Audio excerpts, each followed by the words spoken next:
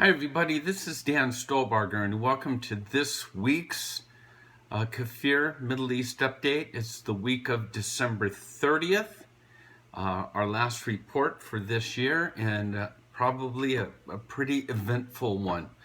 A lot going on, and I want to encourage you to make sure to go to our website at holygroundexplorations.com. You're really going to want to get this PowerPoint that accompanies this presentation. There's a lot of information on the PowerPoint that I know I will not get to today, starting off with what I simply call the vote, and it's from C-SPAN. You get the link here that you can see the response of the Security Council's vote against Israel. I mean, it's chilling to look at this. I want to encourage you to watch that video. And then we just finished listening to John Kerry's, I would say speech, but really, in my opinion, it was no more than just John Kerry's lecture to Israel. A couple things that stood out, again, frightening to me. His quote, "We cannot defend Israel if the two-state solution dies." Netanyahu's response was that Kerry dealt obsessively with the settlements, which the U.S., we know, strongly opposes in his speech, and barely touched upon the root, the actual root of the conflict, which is Palestinian opposition to a Jewish state in any boundaries whatsoever. He literally spent 45 minutes on settlements and 45 seconds on terrorism and incitement. He made the comment that this administration has been Israel's greatest friend and supporter. If that would be so, then why the Iran deal? He lamented about the Middle East situation and never really touched upon Iran, North Korea, Syria. And by the way, nice job in Syria, right? And all he's done is and he really never condemned the terrorism of inciting a generation of Palestinian children of their hatred of Israel. And all he had to offer was just these cliches that key Arab leaders are now willing to be Israel's friends if Israel would just give in and give up. Bottom line, blame Israel and trust the silent masses of Muslim support.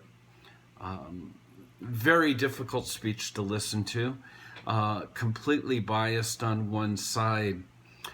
Again, because of the time frame, I'm just going to march down in some comments and encourage you to read on your own the PowerPoint that we've made available to you on our website.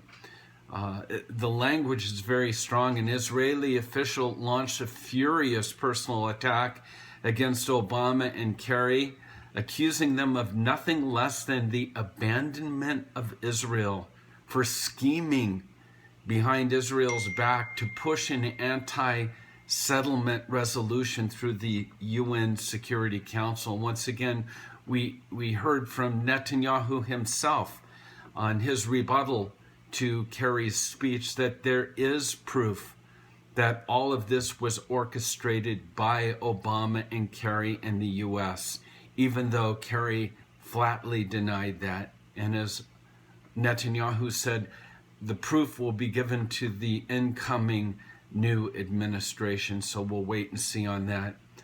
Throughout some of the responses, Kulanu leader, one of the Israeli parties in the Knesset, Finance Minister Moshe Kalan, criticized Obama, saying, "We've talked a lot about the significance of the Security Council resolution, but we need to take note of one thing: how our best friends in the UN turn their backs on us at the moment of truth.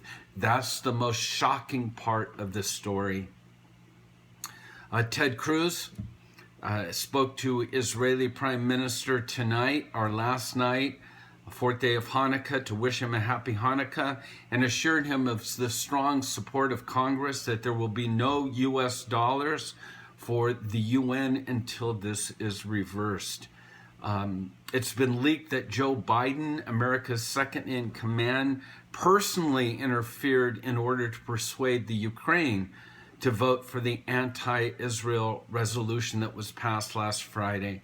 You see this picture of Abbas, Palestinian Authority Mahmoud Abbas, says that the Security Council's vote is, quote, a unanimous international condemnation of settlements and a strong support of the two-state solution. More from Abbas. He was really nearly euphoric in the adoption of this UN Security Council Resolution 2334. He says it proves that the world rejects Israel.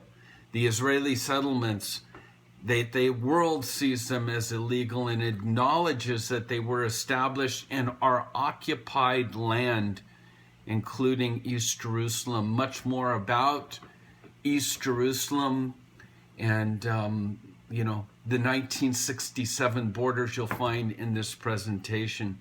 Danny Danon, the UN ambassador from Israel, addressed the United Nations Security Council while holding a Bible in his hand, and he stated that this book holds 3,000 years of Jewish history in Israel, and no one can dictate or change that fact.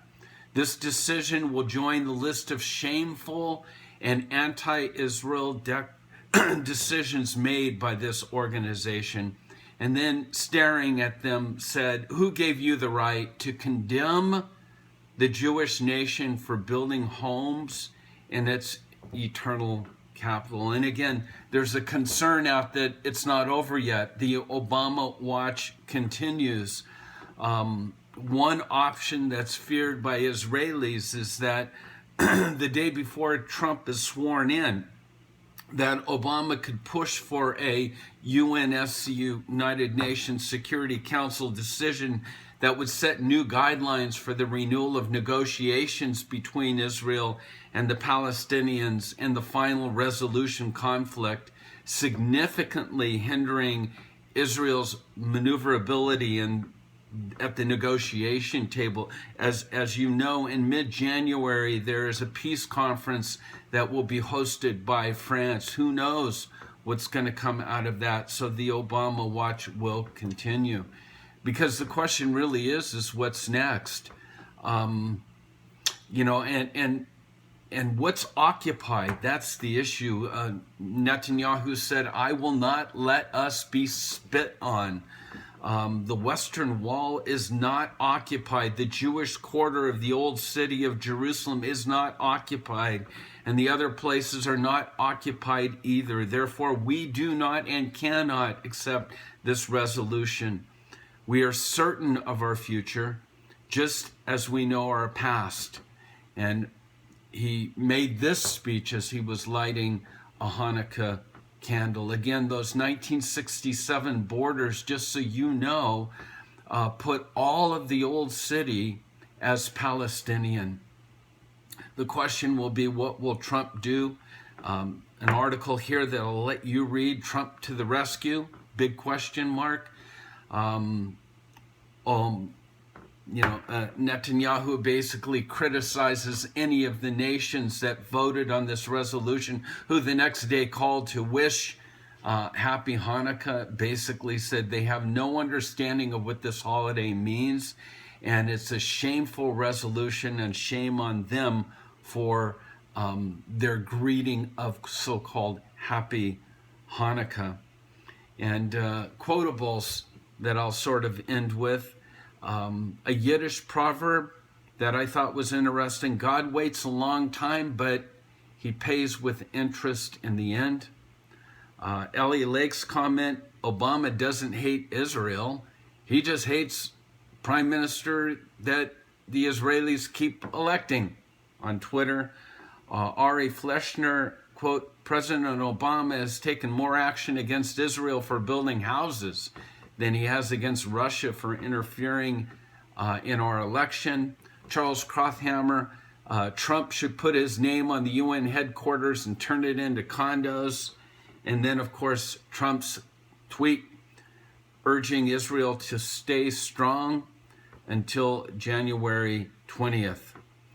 He goes on to say that the U.S. can't keep treating the Jewish state with this total disdain. And so, again, this is our Middle East update for this week. One of my major concerns, obviously, is Genesis 12, where we hear the words of God that says, I will bless those that bless thee, and I will curse those that curse thee. And my concern all along has been what happens when we step on the other side of the line, which we've done. Questions always asked, why has God blessed America so much when we are the leading exporter of everything that God abhors? And the only argument that can be made is Genesis 12, that we have stood with Israel through thick and thin. In the past, it was 7 minutes after the UN voted in favor of there being a Jewish state that Truman basically said, we have your back. And up to this time, we have. But now that we've stepped across that line, judgment, we're long overdue for judgment. My friends in Israel are not so much worried about them, they're worried about our country. What happens to America now that we've crossed this line? So let me encourage you to not just pray for the peace of Jerusalem, but to pray for our country, the U.S. as well. And just as a reminder, this is an ongoing, this is very fluid. We're waiting to see what Trump will do. We're still waiting to see what Obama is yet to do. And so things change almost on a daily basis. So with that, this is Dan, Holy Ground Exploration. So we try to stay on top of all of this. Again, this is our weekly Middle East update. Happy Hanukkah. Hope you had a great Christmas, and we wish you a happy New Year. Shalom.